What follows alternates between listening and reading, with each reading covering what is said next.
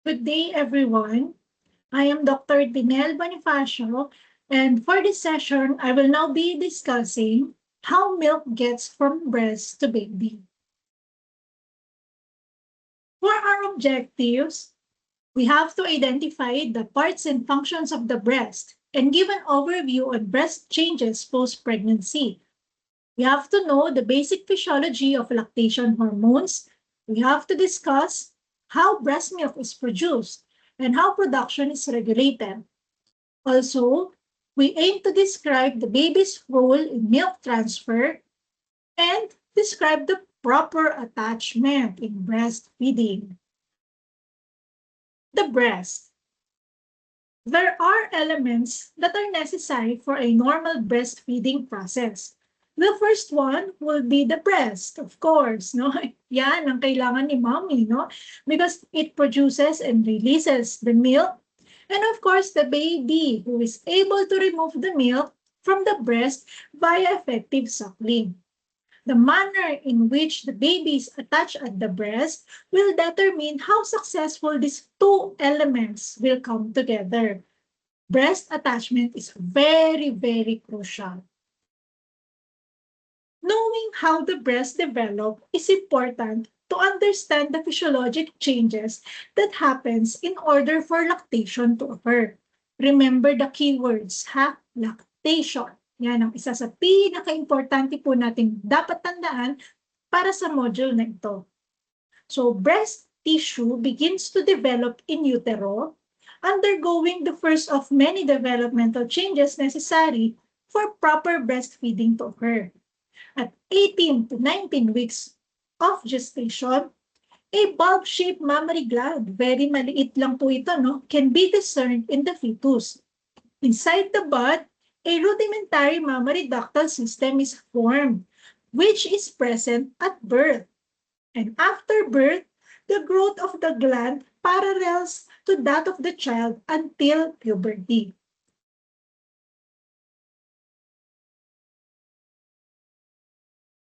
The normal anatomy of the mammary gland following pubertal development is shown in the image. So, let me share to you ano po ba yung mga very important parts of the breast na kailangan natin sa breastfeeding. Number one is the lobe. No? So, yan po yung parang makikita natin na grape-like structures dun sa picture natin ng breast. The normal breast consists of approximately 15 to 20 lobes of glandular tissues. So, ang mangyayari po, these lobes will form and further divide into lobules. Kumbaga, mag-merge silang ganon. Po? Tapos, this produce milk during and after the pregnancy. So, each lobe contains 20 to 40 lobules. Ngayon po, kapag ka nag-merge ulit, no, yung ating mga lobules na yan, mapupunta sila dun sa lactiferous duct, no, yung para pong malalaki na na kulay ay oblong shape, no, approximately 5 to 10 main lactiferous ducts.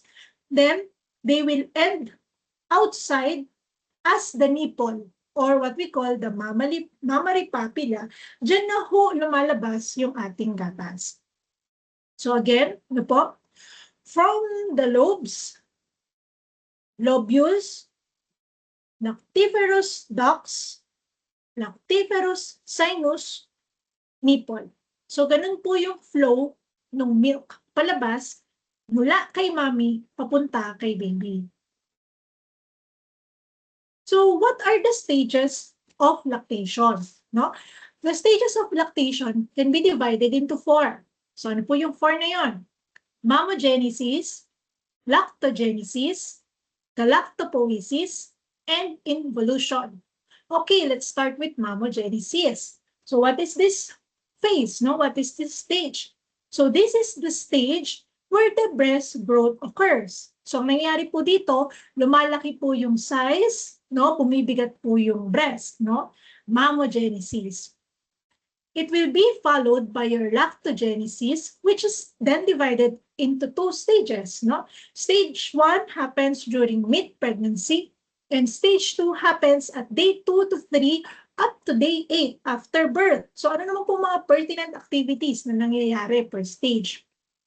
So for stage 1, your alveolar cells are differentiated from the secretory cells. So nagbibigin na siya na mag-produce no, ng mga secretory cells. Yan po yung mga cells na naglalabas naman ng milk. Stage 2, no, ito po yung stage kung saan nagko-close na no, yung mga alveolar cells. No? Tapos, close na yan, mag-i-start ng magkaroon ng copious milk secretion. Mafe-feel ni mom na parang full na yung breast niya, no? Ready to breast milk na, no? Then, your endocrine control switches to your autocrine, no, control. Ibig pong sabihin, nagiging na siyang supply and demand. So, stage 3 is your galactopoiesis. Galacto meaning milk, no? So, it happens later than 9 days after birth up to the beginning of involution. So what happens during this stage, no? So there is established secretion na, no? Tapos patuloy pa rin na yung supply and demand or your autocrine system control continues. Ito po yung point na naglalabas na ng continuous milk supply si mommy. Siyempre, no, kapag po panay nagbe-breastfeed, no, mas mataas yung chance na mas tumagal yung galactopoiesis stage. Pero, for example po, on and off ang breastfeeding, hindi steady, no? Tapos, madalas nag-shift na to formula feeding, mataas po yung chance na maagang papasok si mom dun sa tinatawag nating involution stage, no? So, it happens average 40 days after last breastfeeding. So, ito na po yung stage kung saan kumokonti na yung supply ng gatas. Kaya po nagdi-decrease na yung milk secretion. So ano po ulit yun? Mammogenesis, lactogenesis, galactopoiesis, involution stage. The breast changes begins long after the milk comes in. No? Yun nga pong pregnancy yung during pregnant, no? Kapag pregnant tayo, nag-start nang magkaroon no, ng changes sa breast natin. No? Tapos patuloy pa po pwedeng mag-persist yung changes na to para pwede pang makita ng ating mga moms habang sila ay nagbe-breastfeed and beyond. So ano po ba yung mga posibleng maging breast changes after pregnancy? Number 1, breast encouragement. Lumalaki yung kanilang mga breast, no? That's true. Number 2, increased cup size. Magtataka sila, ay yung size ko lang bago ko magbuntis, ganito. Pero ngayon, no, mas nag-increase. It's normal, no? It's part of the normal breast changes after pregnancy. You will also notice na para pong magkakaroon tayo ng mas darker, no? Tsaka mas sore na cracked nipples. So why is this, no? Remember your nipples, no? Meron silang tinatawag po na small bumps o yung Montgomery tubercules. Yes. So kapag po pregnant tayo at magbe-breastfeed, they might get bigger. No? Hence, parang lumalaki yung size ng areola. Ang reason po dito, para po mas maging visible para kay baby kung saan siya maglalatch. Sometimes, no, your increase in estrogen and mammary hormones, no, leads to the leaking and tingling sensation, no. Ang nangyayari po kasi dito, posible pong yung mammary ducts natin may be filled with milk, no? Kaya po parang nag-i-start siya, nag-overflow na, nagli-leak na. Tapos parang may sensation po na ay, meron ng signal for me to breastfeed. Kaya nga po yung mga moms na nag-breastfeed, no, ma-feel nila na kailangan na nilang mag-empty. So that's also normal. So this is just a slide, no, that I got from the net, no. So as you can see, there are many different shapes and sizes of breast and nipple, no? So it shows different shapes of the breast before pregnancy, proud and above pa sila, no? So sabi ko nga po, pag naging pregnant na, lumalaki na yan, no? Nag-enlarge na sila, nag-engorge na sila. Once pumasok na po ng breastfeeding, no, mapapansin nila, yung isa ang laki, no? Yung isa dahil na empty na, maliit, no? Then after breastfeeding, no, yung sa mga involution stages na, nakababa na, naku, wala ng milk, no? So sabi nga po nila, kahit ano pa, yung size or yung shape ng breast mo, it will not hinder you from breastfeeding your baby. Lalo na po kung talagang will mo, no? Na magpadede. So, kahit ano pa man yan, go lang. Kayang-kaya niyo pong mag-breastfeed. So, the second segment no, is entitled Breast Milk Production and Regulation. Lactation ulit, no, ang ating keyword, no, first keyword for this module. Okay, so lactation is the capability of the breast for milk production with the help of hormones, yan ang second keyword, hormones, and the central nervous system. So, during the second stage of lactogenesis, the breast becomes capable of milk production. So for the ongoing synthesis and secretion of human milk, the mammary gland must receive hormonal signals. And these signals, which are indirect response to the stimulation of the nipple and areola, are then relayed to the central nervous system. Yan ho yung main explanation of what lactation is all about. So during pregnancy, no, meron po tayong dalawang hormones na dapat tandaan. So ano po yung mga yan? Number 1, prolactin. Sulat nyo na yan, prolactin. Number 2, oxytocin. So what are these hormones? They help breast to develop, breast size and grow. At the same time, they help make colostrum dun sa breast natin. Napag-usapan na po natin yung colostrum, di ba? Dun sa isang session natin. So colostrum is the golden yellow, no, rich in antibody and is very, very specific and helpful for neonatal protection. During pregnancy, no, as I mentioned, andyan yung breast development and production of colostrum. And after delivery, these hormones decreases. So your prolactin is produced in the anterior pituitary gland of the hypothalamus. So sa brain po yan, no? While your oxytocin is secreted by the posterior pituitary gland sa brain din po natin. So nagsisimula po yan here sa brain. So let's discuss more about prolactin. Okay. Prolactin. It is involved in milk production. Okay. So paano po natin matatandaan? Prolactin. PRO, pro. Milk production, PRO.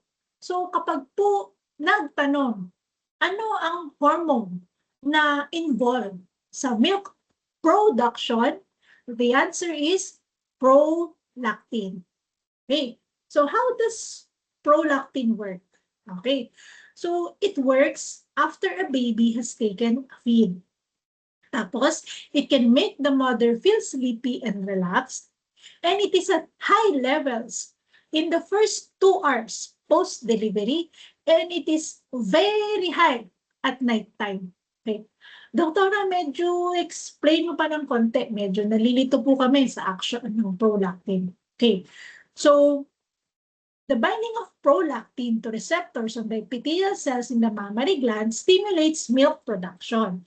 So these receptors are downregulated during periods of elevated progesterone during pregnancy. No? So once delivery has occurred and the placenta is removed, the progesterone levels drop down. Hence, the prolactin receptors are being upregulated. Kaya kung nag-i-start ng mag-produce ng milk, di po ba? Right after manganak. So katulad po nung nabanggit ko ngayon, ay kanina, no, prolactin is secreted during and after a feed to produce the next feed. So what happens? No? Magsasakal yung infant dun sa nipple ni mom. So magsasend siya ngayon ng signal papunta sa brain. No? Mom, I'm feeding. Mom, I need milk. No? Mom, you need to produce more milk. So ang gagawin po ng ating hypothalamus, yung anterior pituitary, magre-release siya ngayon ng prolactin. Okay, go, go, go, go, prolactin, punta ka na sa dugo, no? Ngayon po, yung prolactin sa blood na yun, pupunta siya, no, sa ating breast area, magpo-produce siya ngayon ng milk. Kaya magkakaroon na naman ng ng bagong stock ng milk ready for intake ni baby. Production, prolactin. So, sabi ko nga kanina po, mas mataas ang secretion ng prolactin sa gabi. Kaya nga po, di ba, yung mga working moms natin, pagka nagpa-pump sila, very, very good po. No? Advisable na mag-pump ka sa gabi kasi nga po madami yung prolactin. So, expect natin, mas madami yung lalabas na breast milk. No? Tapos po, the more na nagpa-pump ka, the more na magsisend ng signal sa brain, mas madami yung lalabas pa na gatas. How about your oxytocin? Okay? So, oxytocin is a hormone that causes muscle cells around the alveoli to contract and make milk flow down the ducts. Okay, so paano naman po natin ito tatandaan? Oxytocin. O. Milk flow down. O. So, kung ang prolactin ang gagawa, ang oxytocin naman po ang maglalabas ng gatas. Milk ejection through the reflex, kaya po magkakaroon ng milk letdown. So, eto na po, no? Paano naman siya nag-work? Nagdedede ulit si baby, no? Nag-send ulit siya ng signal sa brain ni ma'am. Ma'am, ready na po ba yung mga gatas na inimbak ni prolactin, yung ginawa ni prolactin, no? Tapos, sasabihin ngayon ng brain, yes, sufficient na yung milk natin, ready for letdown, ready for flow na siya. So, magsasend ngayon ng oxytocin sa blood. Ganda na ngayon yun sa breast, go signal na, okay, nandito na si oxytocin, ilabas na ang gatas. Kaya po, lalabas na yung gatas na na-stock at na-produce ni prolactin. Okay? So, ganun po siya nag-work. Remember, no, it makes the muscle contract. Kaya nga kayong sa previous session natin, no, it prevents uterine atony. Kaya nga po, pag maagang nag-breastfeed, it makes the uterus contract. Very beneficial. So, what are the signs, no, na ready na pong lumabas yung milk natin at good na yung oxytocin reflex natin? Sometimes mom may feel painful uterine contraction with a rush of blood, no? Yung ibang mga mom, no, they report in some studies na parang nauuhaw sila, no? Ito po, most of the mom, no? Pag daw parang naglilik na yung milk, no, or may tingling sensation na, nang hindi po sinasakal, ibig sabihin nun, ay, ready na for let down, ready na for flow down yung gatas ko. Kaya po, yun yung ginagawa nilang sign para ipalatch na si baby sa kanila. So, what are the factors that assist and inhibit your oxytocin release? So, to facilitate faster and very, very good, no, release ng oxytocin, you have certain factors, no po, para po mas effective na mag-increase yung oxytocin level sa blood. So what are those? For the mom, if you always see your baby, if you always hear your baby, if you always touch your baby, and you think lovingly of your baby, ay, baby, I am doing this, I will be breastfeeding you because I love you. I want you to get all the benefits that you can have with the use of the breast milk. So pag palagi daw pong ginagawa ng mom yun, tutulo ang gatas. Okay? Second, pag confident yung mom, no, na kaya niyang mag-breastfeed, kaya niyang ibigay para yun kay baby, tataas ang oxytocin, tutulo ang gatas. Okay? Relaxation. Di po ba kanina, sa mga short-term benefits, no, dun sa previous session, no? Pagka nag-breast milk ka, it will give you the feeling of relaxed. So pagka relax ka, stress-free ka, mas mag-open yung body mo. Okay, I'm relaxed. Oxytocin, let's go. Milk, let's flow down. No? Kaya po mas dadami yung milk production. And lastly, gently stimulating the nipple. So how is this?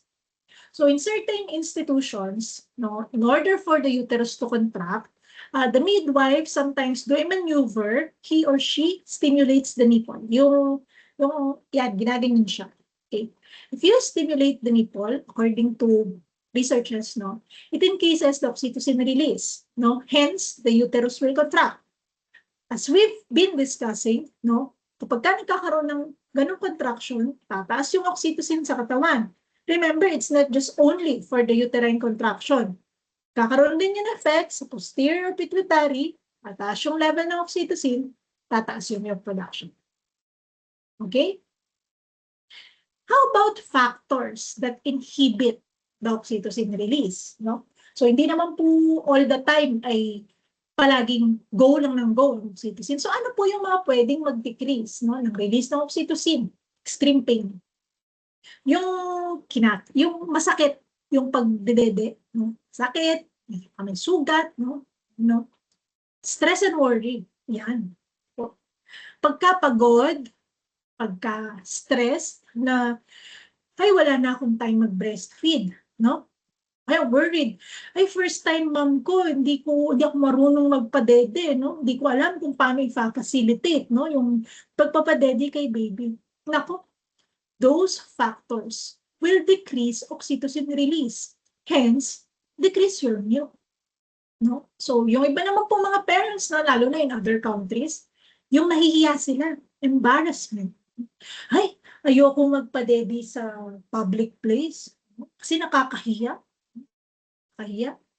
So, pagka nagkaroon na sila ng ganong feeling, no, again, yung decrease ang oxytocin, kawawa naman po si baby, konti lang yung milk production. How about your nicotine and alcohol intake?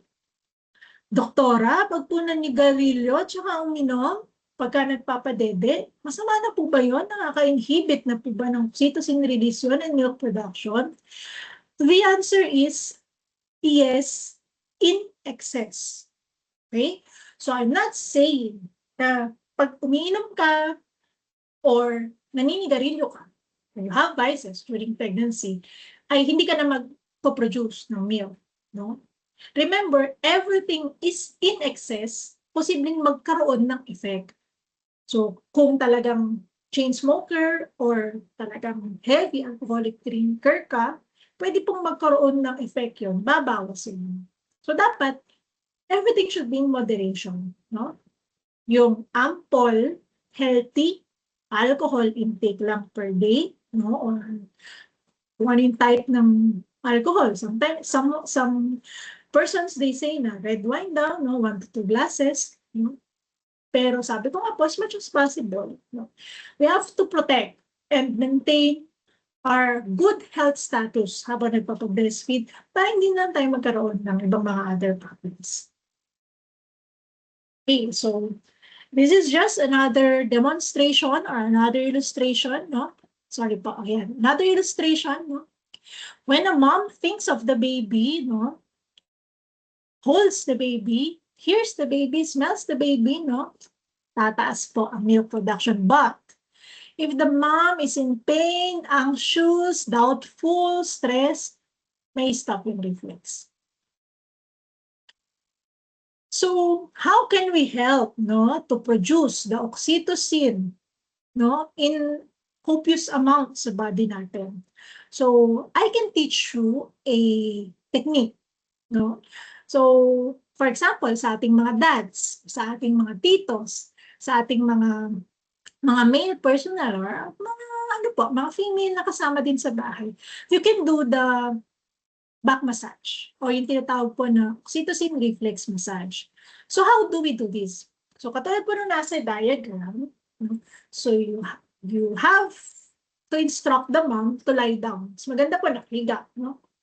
O kaya nakaganyan. Yan. Basta importante po exposed yung likuran, no? Tapos po, with your two thumbs, no? I hope you can see the thumbnail of the video. Yan. Using the pads of your two thumbs, no, start to make circular motion kabilog. Okay. Next na po, you start at the back of the knee. Dito po sa batok, no? Kasi po, dyan po magsisimula yung ating gulugod or yung spine. Okay? So with your two pads of the thumb, paikot, mula po dito sa likuran, pababa. Okay? Pababa. Trace nyo ho yung spinal column. Pabilog. Okay? Tapos, third, you put ample pressure. Di na. Po? So, it will help relax the mom. Po? At the same time, pag po palagi niyong ginagawa yan, regular niyong tinutulungan si mom, no? Na-massage si mom, makakatulong po yan na magtaas yung oxytocin level sa katawan. So, prolactin, milk production, oxytocin, milk flow down, milk let down. Okay. Positive for increased breastfeeding. How about your feel? What is feel? Feel is feedback inhibitor of lactation. So, kung meron pong nakakadagdag ng pag-flow ng milk, meron din hong nakaka-slow down. Nako. So, ibig po palang sabihin, doktora, very, very bad po itong feedback inhibitor of lactation na to. I'm just saying na pag madami ho yung feel sa katawan, maghihinto po yung pag-flow ng gatas. Doc, explain mo pa ng konti para mas maintindihan namin. Okay. So as you can see, in the picture, yung sa bandang una po, no? Pag po palaging nagpapadede, no? Palaging na-empty ng yung breast mo dahil palagi kang nagsasak, yung baby palagi nagsasak sa'yo, excuse me po, kokonti lang yung feel na may iwan sa sa dede. Okay? Kasi po, maraming space yung prolactin at oxytocin to produce more milk eh. Walang space yung feel na umeksena para pigilan kasi palagi ka nagpapadede eh. Pero, kung very seldom ka lang mag-breastfeed, naiipot po yung gatas sa dede. So, iisipin ngayon ng brain, ay, marami pa akong laman, no, na gatas. Patataasin niya ngayon yung feel. Ano po? Pag po marami yung feel, ang gagawin ng feel, i-inhibit niya ngayon yung prolactin tsaka yung oxytocin. O, prolactin, oxytocin, stop muna kayo, marami pang gatas. I-block ko muna yung production nyo. Kasi kailangan munang ma-empty. So, pagka maraming feel, no, darating, there will come a point in time na you will have less milk production na. Okay? So, in order to prevent feel from collecting and reducing milk production, make sure that the baby is well attached, encourage frequent feeds, complete emptying of the breast always, bilateral ha, both breast po, and finish one breast first before giving the other. So, padedi mo na sa right, pag finish na, padedi sa left. Okay.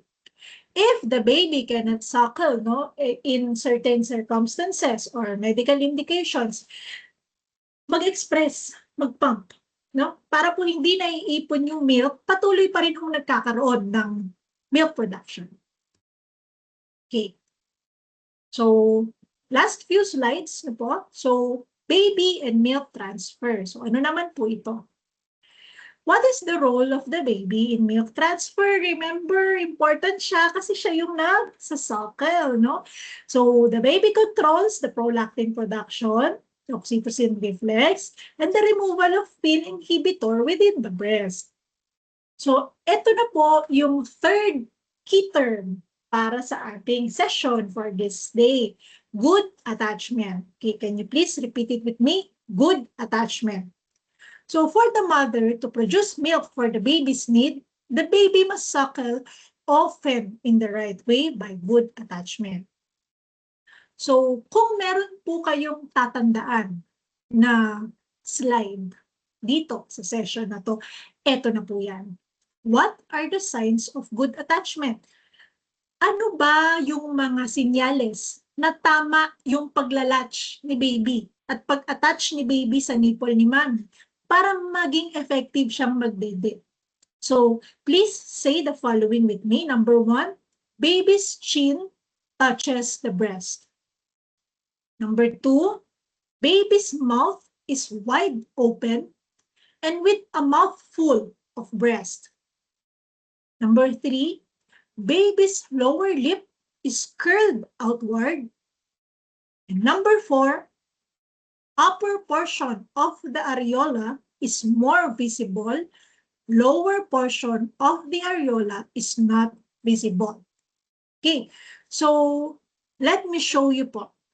Okay, number 1, what are the signs of good attachment? Again, no, the chin touches the breast. Okay, yun po yung number 1. Yun po. Number 2, okay, there is a mouthful. The mouth is wide open. Okay. Number 3, no po, upper portion of the areola or yung dark circle is not visible. And number 4, the lower lip is curled outward. Okay. Pag po nakabisa nyo yung 4 na yan at naituro nyo po yung 4 na yan sa ating mga mommies, no? 100% they will have good attachment, 100% they will have good milk production. So why so? Bakit po ba kailangan complete tong 4 na to? So compare nyo ho yung picture na may good attachment versus yung picture na may poor attachment. Remember the parts of the breast that I've discussed in the first few slides.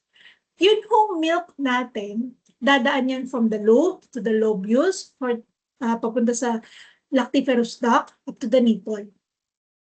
So, kailangan po yung buong segment na yun nakapasok sa mouth ni baby. So, kapag external natin titingnan, kailangan from the areola up to the nipple nakapasok sa mouth ni baby para mapindot niya. Ma-press niya, ma-push niya yung milk palabas.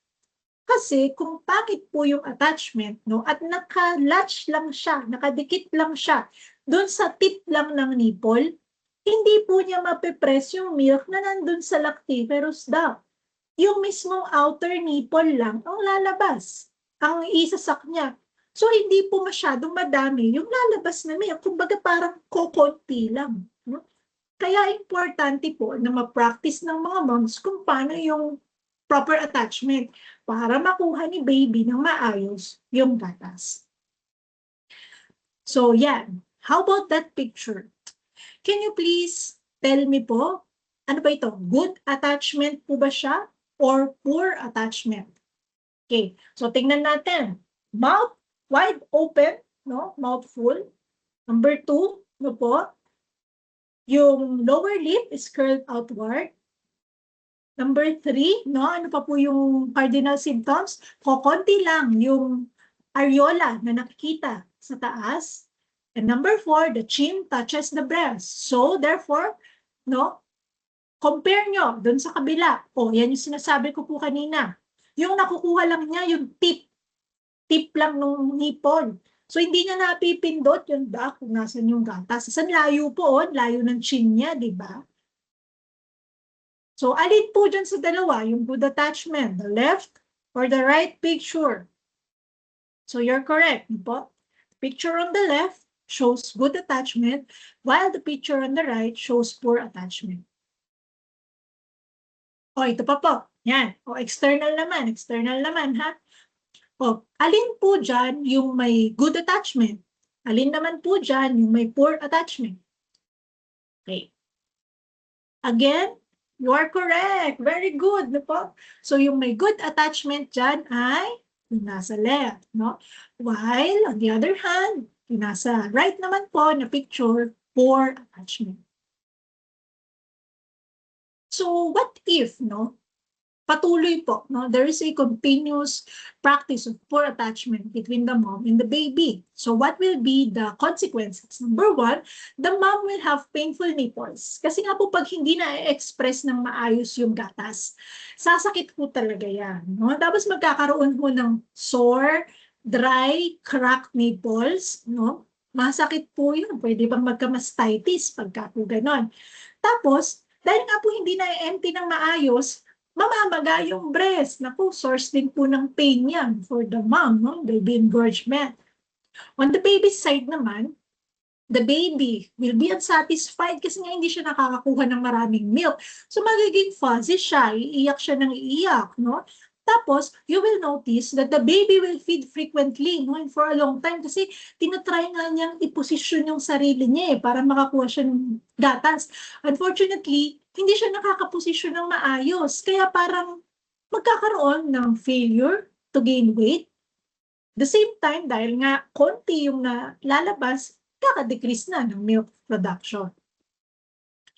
So, for the baby's side, the following reflexes will help him or her to have an effective suckling reflex. Okay, so ano po ba yan?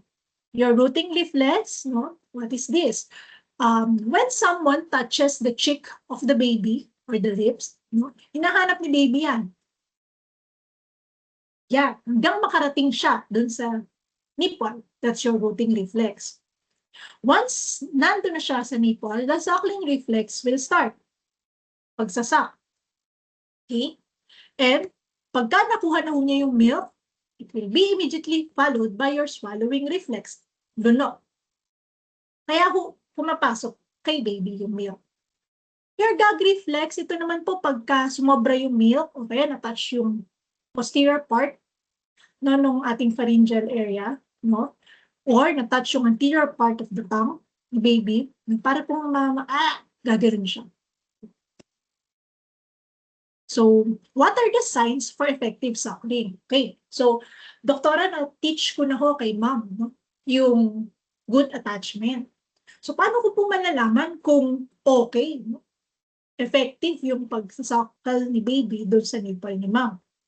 So, pag po nakakita kayo, no, ng following na ganyan signs, no? So, once the baby has good attachment, observe for the signs of effective suckling. Number 1, the baby should have slow, deep sucks, sometimes with short pause. Okay? You may hear or see the baby swallowing effectively. Very good yan. The baby's cheek should be full during a feed, and the baby finishes the feed and releases the breast by himself or herself. Ibig sabihin, contented siya. Okay? Pag nakita niyo po ito, good job. You're doing a very good job. Kasi po, effective yung pagdede ni baby kay mami. On the other side, doktora, paano naman po kung hindi effective pala yung suckling ni baby? Ano pong mapapansin ko sa kanya? Ang bilis niyang mag-suck. Tapos may sound, no? Nag-smack siya, nag-clicking sound siya. Tapos the cheeks are usually drawn in. Ganon. Okay? Tapos po, kasi yung nakukuha nila is not the milk eh. Mostly air. Kaya po ganon nagkakasound. No? Tapos po, syempre, the baby will appear fuzzy, no? Unsettled. Tapos parang bibitaw. Hahanapin, bibitaw, no? Comes on and off the breast. Tapos po, ang dalas, dumedede ni baby kay mom, no? Tapos, syempre, not contented siya. Parang nagdede siya, tapos iiyak, hindi mo alam kung anong wrong, no?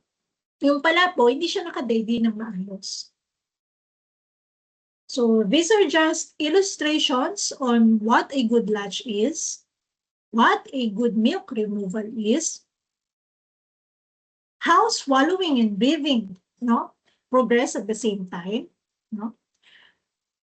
How about your artificial teats and suckling difficulties? So what are artificial teats? These are pacifiers. Okay.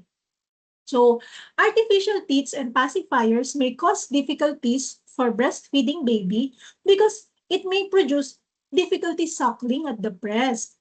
Number 1, because of different mouth action or what they call nipple confusion. Okay. So the baby may prefer the pacifier or the bottle, no? And find it difficult to breastfeed na. Why so? Iba po yung action ng pagdede, no? Kapag ka po sa nipple.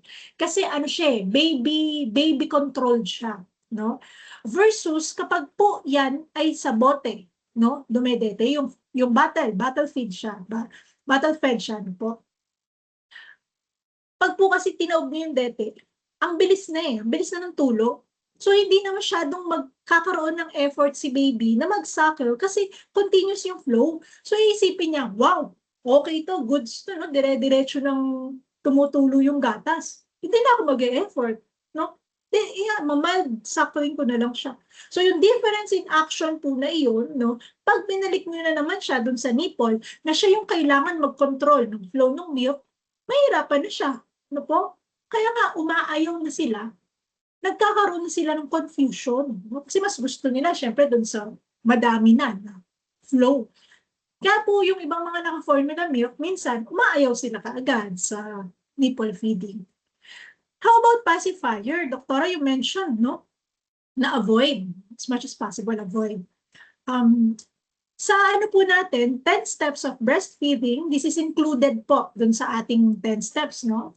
Avoid using pacifiers kasi magkakaroon din ng nipple confusion unless medically indicated. Okay? Remember ha, unless medically indicated. So for example po, may palat, gano'n, etc. Hirap talagang mag-feed and mandated po ng doctor, no? Ng pedya na kailangan talaga niyang mag-bottle feed or ano po, or pacifier. So doon po papasok yung usage. Pero in general, no, they may cause difficulties for breastfeeding babies as much as possible po. Based on the 10 steps for breastfeeding ng WHO, avoid usage po. So, yan po yun, no? Reduce suckling time, reduce breast stimulation, reduce milk production, reduce milk renewal.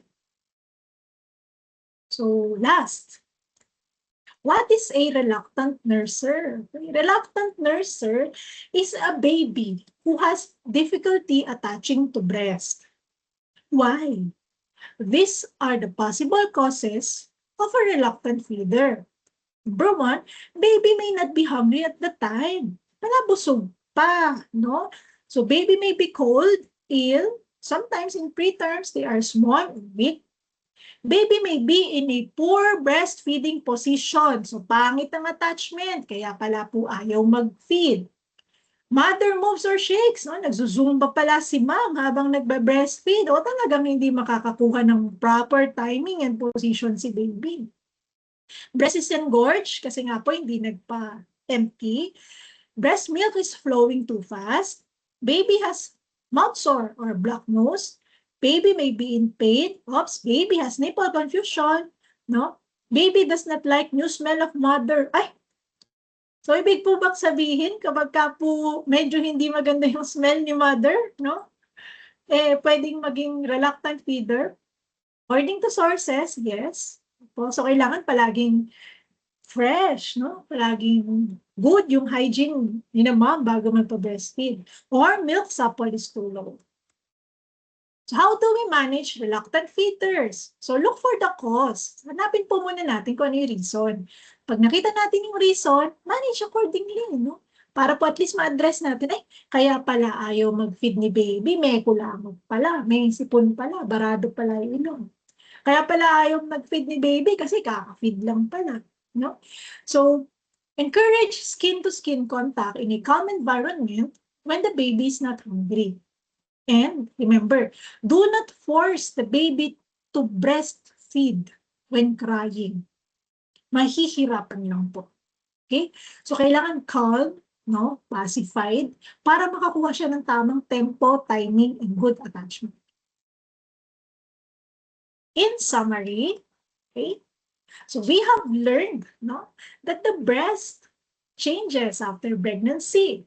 We also have learned in detail, no, the hormones involved in milk production, prolactin, oxytocin.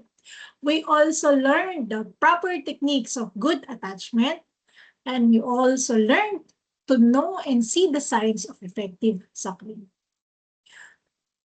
So, after this session, I am expecting na magiging good lactation counselors na po tayo kahit saan man tayo mapunta. Mapa sa ward, mapa sa information area, mapa sa ating office, At most important, makatulong po sa ating family, relatives, and other friends na nagbe-breastfeed din. Thank you very much. Hope you learned a lot from this session. God bless us all.